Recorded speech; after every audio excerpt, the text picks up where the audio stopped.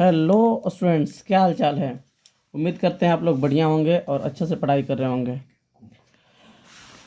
तो आज हम लोग के जो फिजिक्स का जो सीरीज चल रहा है 5 मार्क्स क्वेश्चन वाला, उसका आज दूसरा लेक्चर है।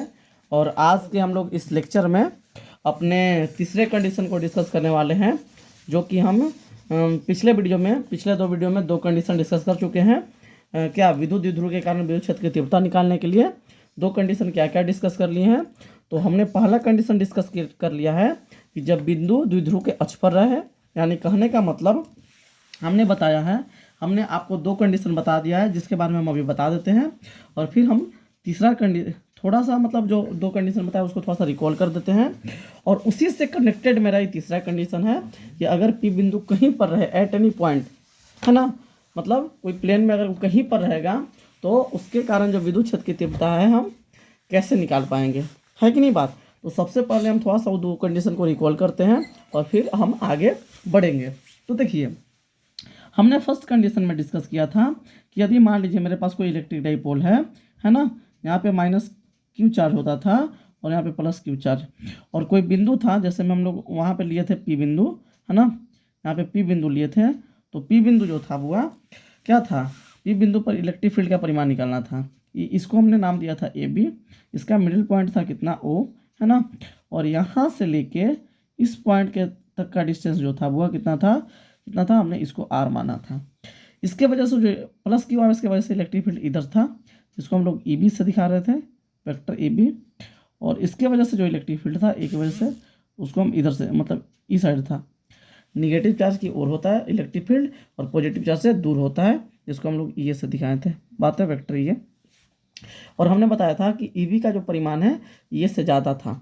क्यों ज़्यादा है बुआ, यहाँ पे हम ये बात बताए थे कि जो ई बी का परिमाण है वो ये से ज़्यादा है। क्यों ज़्यादा है, क्योंकि यहाँ से इस पॉइंट का दूरी कम, और दूरी कम होने से इलेक्ट्रिक फील्ड बढ़ जाता है। तो यहाँ से इस पॉइंट का दूरी कम है, इसलिए इसके वजह से इलेक्ट्रिक फील्ड जो है ई बी ज़्यादा है। और यहाँ से इस पॉइंट का दूरी ज़्यादा है, इसलिए इसके वजह से जो इलेक्ट्रिक फील्ड है ई वो कम है ना। तो इस कंडीशन में जो नेट इलेक्ट्रिक फील्ड आया था, परिमाणी विद्युत क्षेत्र जो आया था, परिणामी विद्युत क्षेत्र का जो फॉर्मूला आया था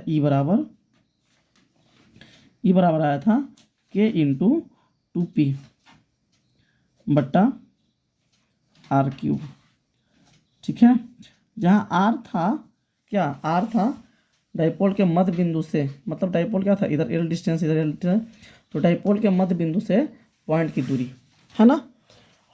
चलिए, यहाँ तक हमने बात कर ली थी, है ना। तो यहाँ पे जो नेट इलेक्ट्रिक फील्ड आ रहा था, तो नेट इलेक्ट्रिक फील्ड कौन साइड आ रहा था, तो नेट इलेक्ट्रिक फील्ड आया था जिधर का इलेक्ट्रिक फील्ड ज़्यादा उधर की ओर नेट इलेक्ट्रिक फील्ड, मतलब नेट इलेक्ट्रिक फील्ड इधर आया था। तो यहाँ पे क्या था, यहाँ पे इलेक्ट्रिक फील्ड और इलेक्ट्रिक डाइपोल मोमेंट, विद्युत द्विध्रुवाघूर्ण, जिसका दिशा किधर होता है, निगेटिव पॉजिटिव की ओर। विद्युत द्विध्रुवाघूर्ण का दिशा होता है निगेटिव से पॉजिटिव की ओर इधर। तो यहाँ पे क्या था, विद्युत द्विध्रुवाघूर्ण और परिणामी विद्युत क्षेत्र दोनों का डायरेक्शन क्या था, सेम। और सेम जब था तो ये दोनों के बीच का जो एंगल था, मतलब अगर दो वेक्टर का डायरेक्शन समान होता है तो उन दोनों वेक्टरों के बीच का एंगल क्या होता है, 0 डिग्री होता है ना। तो इस कंडीशन में क्या था, दोनों का डायरेक्शन सेम है ना, परिणामी विद्युतीय क्षेत्र और विद्युत द्विध्रुव आघूर्ण, सही गलत, है ना। यानी लिखना चाहो तो लिख सकते हैं कि direction of vector E and vector P are same, मतलब डायरेक्शन क्या था, सेम था। बात क्लियर यहाँ पे। और तो इस कंडीशन में जो एंगल है दोनों के बीच, थीटा मान लीजिए वो क्या डिग्री है, 0 डिग्री। ये बात तो पता है। अब और एक बहुत बात, ये बात तो समझ गए कि अक्षीय स्थिति में जो परिणामी विद्युत क्षेत्र का तीव्रता होता है उसकी दिशा और विद्युत द्विध्रुव आघूर्ण उसकी दिशा, दोनों का दिशा क्या होता है, समान। कब, जब पी बिंदु द्विध्रुव के अक्ष पर होता है तब। ठीक है। और एक बात नोटिस करिएगा कि यहाँ पे पी क्यों आया, यहाँ पे पी इसलिए आया है क्योंकि जो हम विद्युत द्विध्रुव यूज किए, जो विद्युत द्विध्रुव मेरा है, इसका विद्युत द्विध्रुव आघूर्ण कितना है, पी है ना। इसका विद्युत द्विध्रुव आघूर्ण क्या है, वेक्टर पी है, इसलिए यहाँ पे क्या आया, पी आया।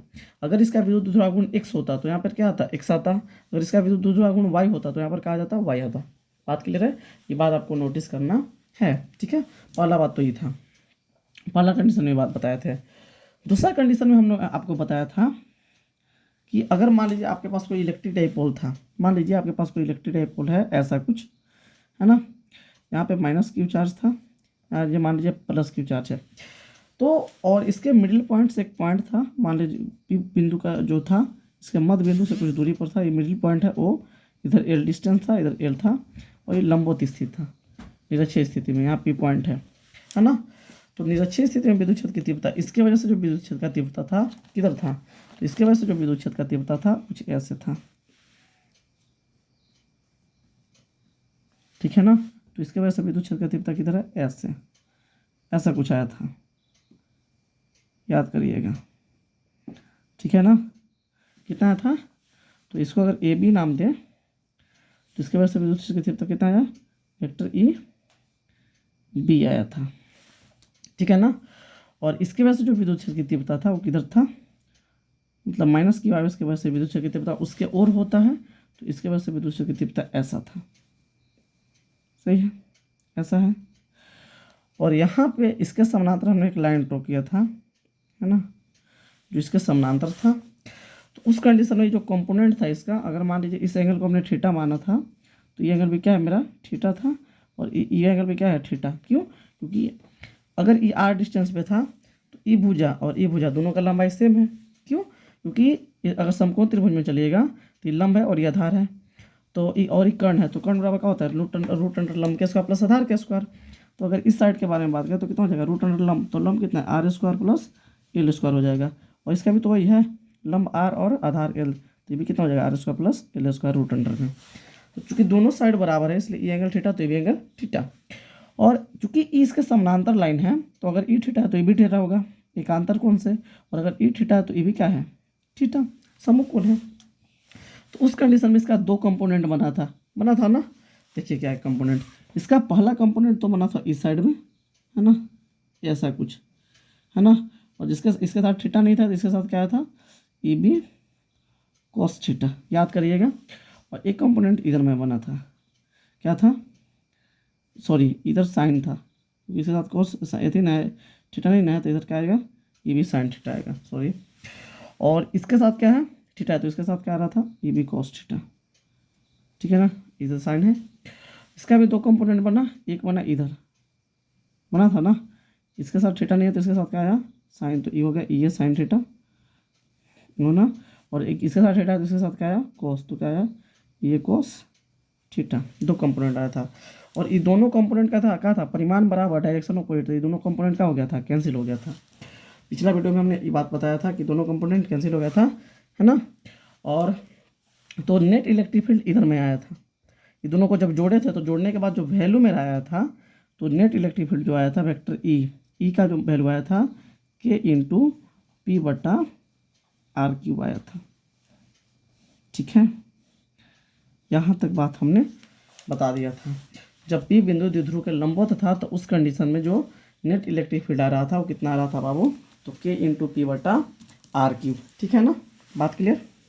अच्छा, मतलब यहाँ पर नेट इलेक्ट्रिक फील्ड किधर आ रहा था, तो ये दोनों को जोड़ रहे हैं तो नेट इलेक्ट्रिक फील्ड किधर आ रहा है, इधर आ रहा था, ये आपका नेट इलेक्ट्रिक फील्ड का डायरेक्शन वेक्टर ई का, ठीक है ना, क्योंकि ये दोनों कंपोनेंट तो कैंसिल हो गया, तो इसके वजह से तो इलेक्ट्रिक फील्ड यहाँ होगा नहीं, तो इसकी वजह से इलेक्ट्रिक फील्ड क्या था इधर में है नेट। अब यहाँ पे एक बात नोटिस करना है कि ये विद्युत द्विध्रुव है तो इसका अपना इलेक्ट्रिक डाइपोल मोमेंट होगा, विद्युत द्विध्रुवाघूर्ण होगा, बिल्कुल होगा। इसका डायरेक्शन कैसे करना होता है, तो निगेटिव टू पॉजिटिव यानी वेक्टर पी है ये। अब इसका डायरेक्शन है इधर और नेट इलेक्ट्रिक फील्ड का डायरेक्शन है इधर, तो यहाँ से हम क्लियर देख पा रहे हैं कि जब पी बिंदु द्विध्रुव के लंबवत स्थित होता है, और इसी को निरक्षीय स्थिति बोल रहे हैं, जब पी बिंदु द्विध्रुव के लंबवत स्थित होता है तो इस कंडीशन में जब विद्युत क्षेत्र का तीव्रता जो परिणामी विद्युत क्षेत्र की तीव्रता होता है उसका दिशा और विद्युत द्विध्रुवाघूर्ण का दिशा दोनों का दिशा एक दूसरे के अपोजिट होता है, इसका दिशा आगे है तो इसका दिशा पीछे, है ना। यानी इस कंडीशन में हम बोल सकते हैं डायरेक्शन ऑफ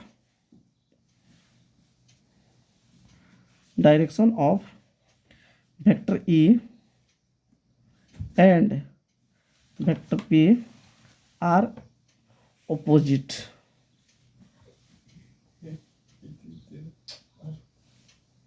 अपोजिट, दोनों का डायरेक्शन अपोजिट है और डायरेक्शन अपोजिट थे, तो इस कंडीशन में दोनों के बीच का कोण कितना हो जाएगा 180 डिग्री। जाहिर सी बात है क्योंकि इलेक्ट्रिक फील्ड है इधर, है ना, और इलेक्ट्रिक डाइपोल मोमेंट है इधर, तो दोनों के बीच का कोण कितना बन रहा है 180 डिग्री।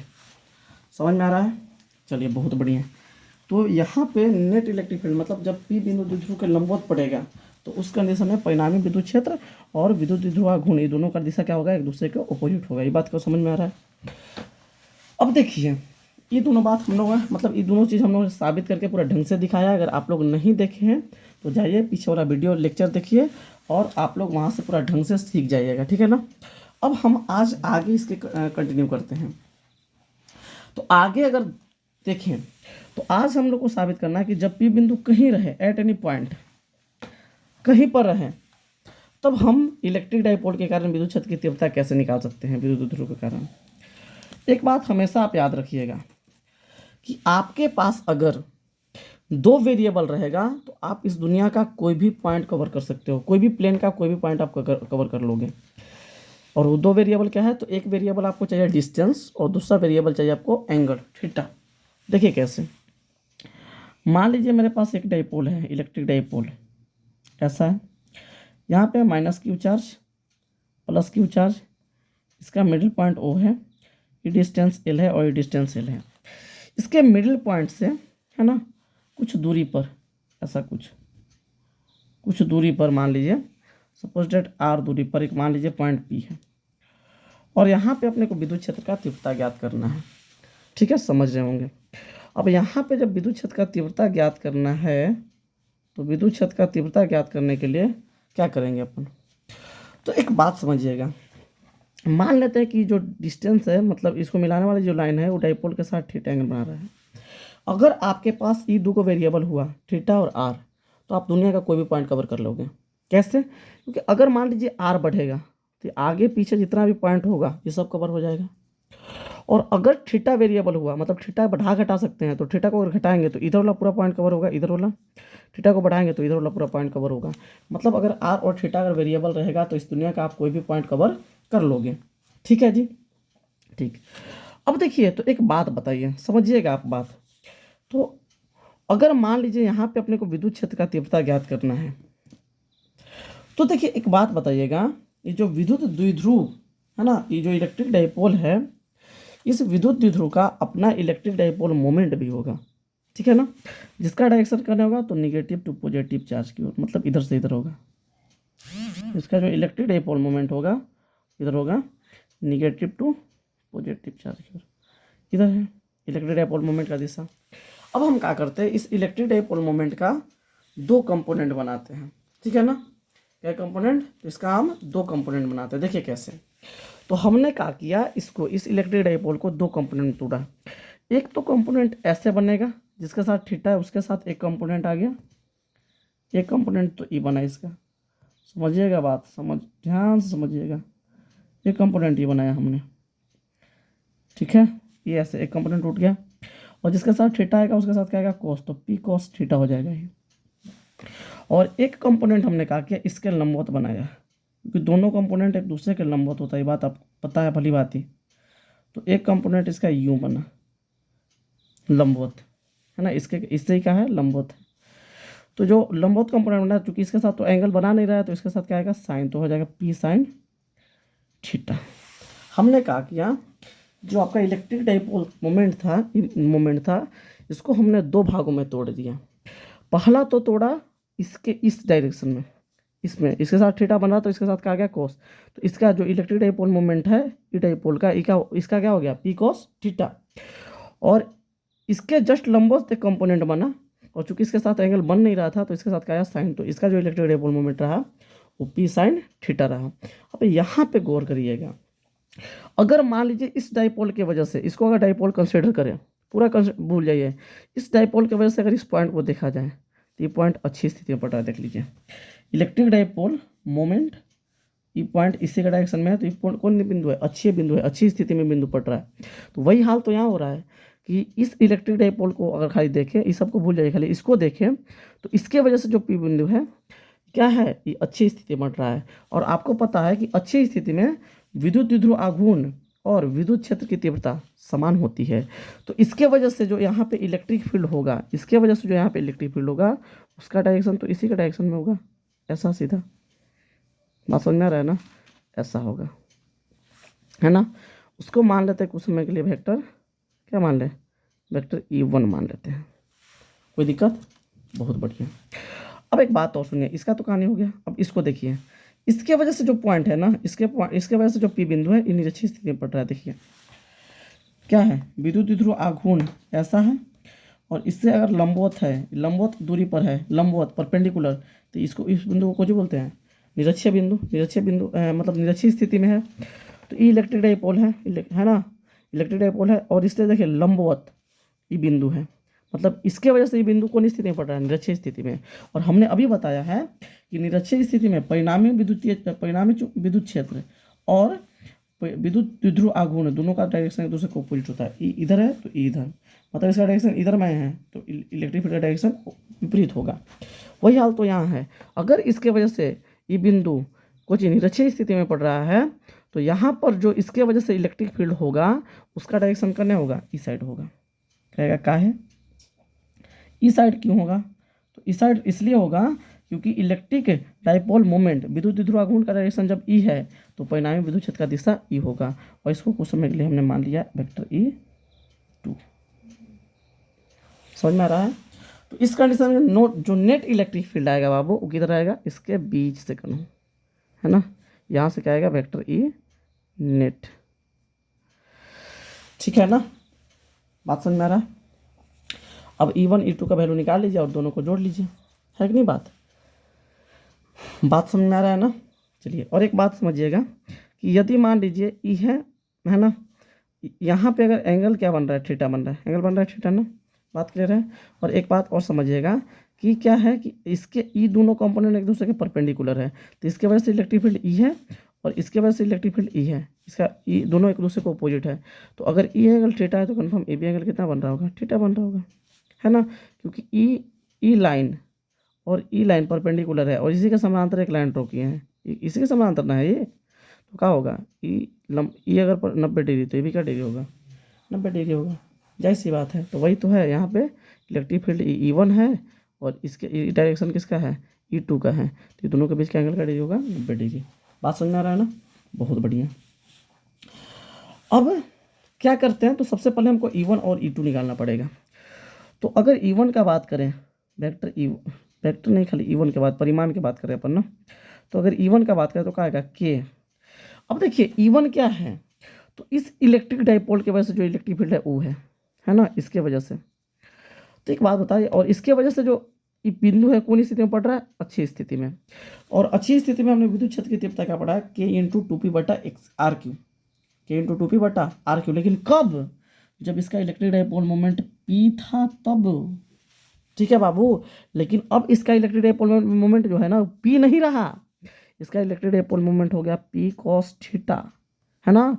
तो जो इलेक्ट्रिक फील्ड E1 आएगा वो यहाँ पे K × 2P नहीं आएगा, क्या आएगा 2P cos थीटा आएगा, क्योंकि इलेक्ट्रिक डाइपोल मोमेंट जो है विद्युत द्विध्रुव आघूर्ण जो है इसका वो क्या है, P नहीं है, P cos थीटा है।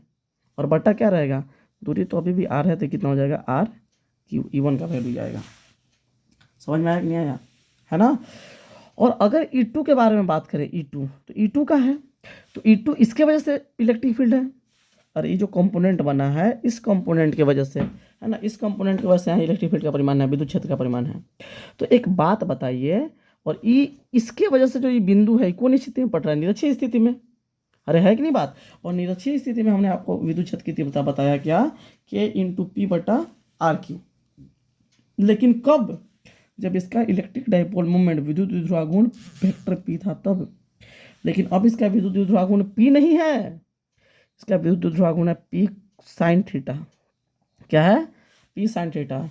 तो E2 क्या आएगा, जो इसके वजह से जो इलेक्ट्रिक फील्ड आएगा K × क्या आएगा, P नहीं आएगा, क्या आएगा P sin थीटा, क्योंकि इसका विद्युत द्विध्रुव आघूर्ण क्या है P sin थीटा है, और बट्टा क्या रहेगा R3। डिस्टेंस तो वही है, इससे R डिस्टेंस पे। बात समझ में आ रहा है ना। अब रिजल्टेंट निकालना है, परिणामी, है ना। तो परिणामी कितना हो जाएगा, तो vector e net according to principle of superposition आप लोग पढ़े होंगे, अध्यारोपण का सिद्धांत। तो अध्यारोपण के अगर सिद्धांत से चले, अध्यारोपण के सिद्धांत से, तो अध्यारोपण का सिद्धांत क्या बोलता है कि अगर मान लीजिए आपके पास कोई पॉइंट है और वहाँ पे इलेक्ट्रिक फील्ड मान लीजिए 2-3 है, मान लीजिए 1 है 2 है, मान लीजिए इलेक्ट्रिक फील्ड E1 है, यहाँ पे E2 है, ऐसा ऐसा इलेक्ट्रिक फील्ड यहाँ पे है ना। तो अगर यहाँ पे नेट इलेक्ट्रिक फील्ड निकालना हो तो जितना भी यहाँ पे इलेक्ट्रिक फील्ड है सबके वजह सबका क्या कर दीजिए आप, सदिश को कर दीजिए, है कि नहीं बात। तो यहाँ पे कहा है इस बिंदु पर क्या इलेक्ट्रिक फील्ड है, 2 गो है, एक इधर और एक इधर, है ना। हमको यहाँ पे परिणामी विद्युत क्षेत्र अगर निकालना है ना, मतलब ई नेट अगर निकालना है, वेक्टर ई नेट, तो आप क्या कर दीजिए, आप ये दोनों का क्या कर दीजिए, वेक्टर सम कर दीजिए, सदिश शो कर दीजिए, मतलब वेक्टर E1 प्लस क्या हो जाएगा वेक्टर E2, है ना। और दो सदिशों को जोड़ने का फॉर्मूला पता होगा आपको कि अगर मान लीजिए वेक्टर ए है मेरे पास एक सदिश, है ना, मान लीजिए आपके पास सदिश एक है वेक्टर ए और एक सदिश यूँ है, मान लीजिए आपके पास वेक्टर बी, पढ़े होंगे आप क्लास 11 में, और ये दोनों के बीच का कोण थीटा है, ये दोनों, और मान लीजिए आर बराबर कोई है ना, वेक्टर आर जो है vector a plus vector b के बराबर है, vector a plus vector b के बराबर है, तो उस कंडीशन में आर बराबर जो फॉर्मूला होता है इसका परिणाम कितना होता है, a square plus b square plus 2ab cos theta, मतलब ये दोनों के बीच के कोण। बात क्लियर। तो वही बात है यहाँ पे, अगर मान लीजिए हमको ई दोनों को जोड़ना है तो ई मतलब ई नेट निकालना है, तो ई नेट बराबर कितना हो जाएगा, रूट अंडर ये E1 के स्क्वायर, है कि नहीं बात, प्लस क्या हो जाएगा E2 के स्क्वायर प्लस 2 क्या हो जाएगा, ये भी ना आ रहा है क्योंकि ए और बी वेक्टर है, यहाँ पे ए और नहीं है, E1 और E2 वेक्टर है, तो 2E1 इंटू E2 और कॉस दोनों के बीच के कोण, तो दोनों के बीच का कोण का डिग्री है 90 डिग्री। समझ में आ रहा है कि नहीं आ रहा है, उम्मीद करते हैं समझ में आ रहा होगा। तो यहाँ से आप देखिए लॉजिकली E1 का स्क्वायर है ना, तो E1 का वैल्यू है कितना, तो E1 का वैल्यू है K इंटू कितना 2p cos थीटा बटा RQ प्लस E2 का वैल्यू कितना है, तो K into P sine theta बटा RQ, इसका स्क्वायर है ना। और एक बात बताइए कोस 90 का वैल्यू कितना होता है 0, और 0 में आप कितनों से गुना कर दीजिए वैल्यू कितना हो जाएगा 0, है ना। आगे इसे यहाँ पर स्क्वायर है, अब एक काम करते हैं स्क्वायर कीजिए दोनों का, इसका स्क्वायर करेंगे तो क्या हो जाएगा, ये हो जाएगा आपका की स्क्वायर, 2 का स्क्वायर कितना हो जाएगा 4p square into cos square theta, और बटा कितना हो जाएगा, इसका स्क्वायर करेंगे तो r⁻6 हो जाएगा, प्लस इसका स्क्वायर करेंगे तो यहाँ पर भी हो जाएगा के square P square sine square theta बटा r⁻6। अब क्या करते हैं, अब हम एक काम करते हैं कॉमन ले लेते हैं, दोनों में से जो कॉमन चीज़ है, देखिए के स्क्वायर यहाँ पर भी है, के स्क्वायर यहाँ पर भी कॉमन आ जाएगा, पी स्क्वायर यहाँ पर भी है, पी स्क्वायर यहाँ पर भी कॉमन आ जाएगा, r⁻6 कॉमन, मतलब क्या हो जाएगा की स्क्वायर इंटू पी स्क्वायर और बट्टा कितना r⁻6 कॉमन ले लीजिए। जब कॉमन ले जाते हैं यहाँ पे कितना बचेगा 4 cos स्क्वायर थीटा, है ना, अब प्लस क्या बचेगा साइन स्क्वायर थीटा, ठीक है ना। आगे अब एक काम करिए, स्क्वायर पर से रूट हट जाएगा तो के बाहर आ जाएगा, इस पर भी रूट हट जाएगा तो कितना जाएगा पी बाहर आ जाएगा, और r⁻6 है ना, इसके भी स्क्वायर पर रूट हट जाएगा तो खाली r³ बचेगा, है ना, क्योंकि r⁻6 एक्चुअल है का, r⁻6 एक्चुअल है r³ के स्क्वायर है ना, तो स्क्वायर से जब रूट हटेगा तो खाली r⁻3 कहाँ चलेगा बाहर, तो रूट अंडर कितना बच जाएगा, अंदर बच जाएगा 4 cos square theta plus sine square theta को लिख दिया 1 - cos स्क्वायर थीटा। समझ में आ रहा है, लिख सकते हैं ना, साइन स्क्वायर थीटा बराबर फॉर्मूला पढ़े होंगे कि साइन स्क्वायर थीटा बराबर क्या होता है 1 - cos स्क्वायर थीटा होता है, पढ़े है ना। तो वही हमने कहा किया साइन स्क्वायर थीटा की जगह लिख दिए 1 - cos स्क्वायर थीटा। यहाँ पे देख लीजिए आप, इसके बाद थोड़ा सा इधर देख लीजिए, तो यहाँ देखिएगा तो क्या हो जाएगा आपका k इंटू पी बटा RQ, रूट अंडर कितना हो जाएगा, रूट अंडर हो जाएगा 4 में से 1 चल जाएगा तो 3 बचेगा, तो 3 cos स्क्वायर थीटा और प्लस कितना हो जाएगा 1 हो जाएगा, ये आ गया ई नेट का वैल्यू, परिणामी विद्युत क्षेत्र की तीव्रता, है कि नहीं बात। जब पी बिंदु कहीं रहेगा तब बात समझ में आ गया? तो यही आपका क्या है, रिजल्ट है। बात क्लियर है? अब देखिए इसको एट एनी पॉइंट क्यों बोला गया, उसके पीछे रीजन है बाबू। क्योंकि अगर मान लीजिए पी बिंदु अक्ष पर रहेगा, है ना, और थीटा है क्या, और थीटा है क्या, तो दोनों इलेक्ट्रिक फील्ड के बीच का कोण, है ना, या ऐसा ही बोल सकते हैं, इलेक्ट्रिक फील्ड ना बोल करके आप क्या बोल सकते हो कि जो आपका थीटा है ना, जो थीटा है वो क्या है, तो थीटा है आपका इलेक्ट्रिक डाइपोल, है ना, इलेक्ट्रिक डाइपोल मोमेंट, है ना, जो इस वेक्टर आर के साथ, इसको अगर पोजीशन वेक्टर माने तो वेक्टर आर के साथ जो कोण बना रहा है वो कोण है। थीटा क्या है, तो इलेक्ट्रिक डाइपोल मोमेंट विद्युत द्विध्रुव आघूर्ण के साथ जो पोजीशन वेक्टर वेक्टर आर जो कोण बना रहा है वही थीटा है। सही गलत? तो अगर इस कंडीशन के लिए बात करें तो यहाँ पे वेक्टर आर, अगर मान लीजिए वेक्टर आर देखें तो वेक्टर आर इधर होगा, वेक्टर आर मान लीजिए पोजीशन वेक्टर का डायरेक्शन ई है और इलेक्ट्रिक डाइपोल मोमेंट का भी डायरेक्शन ई है, तो दोनों के बीच का एंगल कितना, 0। तो इस कंडीशन में अच्छी स्थिति के लिए थीटा कितना हो जाएगा, अच्छी स्थिति के लिए थीटा हो जाएगा 0। और जब यहाँ पे 0 रखिएगा तो कितना हो जाएगा, cos 0 का वैल्यू कितना होता है 1, और 1 में 3 से गुना होगा तो 3, और 3 और 1 4, और 4 का स्क्वायर रूट कितना होता है 2, तो कितना हो जाएगा, अच्छी स्थिति में कितना हो जाएगा, k इंटू कितना हो जाएगा 2b/r की ओर देखिए है भी, थीटा का वैल्यू यहाँ 0 रखिए आ जाएगा, है कि नहीं बात। लेकिन निरक्षी स्थिति में क्या है, तो अगर इसको आर, वेक्टर आर का डायरेक्शन अगर इसको माने, ये अगर मान लीजिए वेक्टर आर का डायरेक्शन है, तो इस कंडीशन में तो इलेक्ट्रिक डाइपोल मोमेंट का डायरेक्शन ई है, वेक्टर आर का डायरेक्शन ई है, दोनों के बीच के एंगल का डिग्री बन रहा है 90 डिग्री, बन रहा है कि नहीं बन रहा है, 90 डिग्री बन रहा है। तो अगर मान लीजिए थीटा का वैल्यू 90 डिग्री रखें, तो 90 डिग्री रखने पर निरक्षी स्थिति में विद्युत क्षेत्र की तीव्रता आना चाहिए, मतलब P/R क्यों आना चाहिए, रख के देखिए। अगर मान लीजिए थीटा का वैल्यू 90 डिग्री रखा जाए तो क्या हो जाएगा, cos 90 और cos 90 कितना होता है 0, तो पूरा वैल्यू 0 हो जाएगा, और 1 का स्क्वायर रूट कितना रह जाएगा 1 रह जाएगा। तो इस कंडीशन में जो ई नेट का वैल्यू कितना आ जाएगा, k इंटू P/R की खाली, जो कि निरक्षीय वाला आ जाएगा, इसलिए इसको बोला गया एट एनी पॉइंट। समझ में आया? उम्मीद करते हैं आप लोग को बढ़िया लगा होगा, और जो भी हम समझाएं आप लोग एकदम क्लियर समझ में आया होगा। अगर फिर भी इतना समझाने के बावजूद अगर फिर भी आप लोग को अगर कुछ डाउट बचता है ना, तो आप लोग क्या करिए, कमेंट कीजिए, है ना, हम उस डाउट को क्लियर करने का प्रयास करेंगे। और यदि मेरे द्वारा किया गया मेहनत, है ना, आप लोग को पसंद आ रहा है, आप लोग को एक एक कॉन्सेप्ट क्लियर हो रहा है ना, आप लोग कुछ सीख पा रहे हैं मेरे इस वीडियो से, तो आप लोग मेरे इस चैनल को सब्सक्राइब करिए, वीडियो को लाइक करिए, और ये वीडियो को ज़्यादा से ज़्यादा अपने फ्रेंड सर्कल में शेयर कीजिए, ताकि, है ना, आपके हर एक दोस्त का मदद हो सके, है ना, और वो भी अपना बोर्ड एग्ज़ाम का तैयारी बेहतर से बेहतर कर सके। ठीक है, आज के लिए इतना ही रखते हैं। अब हम नेक्स्ट वीडियो में जो हमारा जो नेक्स्ट इम्पोर्टेंट क्वेश्चन है, काफ़ी पॉपुलर क्वेश्चन है, गॉस थ्योरम, है ना, गॉस थ्योरम को लिखकर सत्यापित करने के लिए आता है, और वो बहुत इंपॉर्टेंट क्वेश्चन है। तो हम नेक्स्ट वीडियो में उस क्वेश्चन को कवर करेंगे, है ना। तब तक के लिए गुड बाय, जय Hind, best of luck, thank you.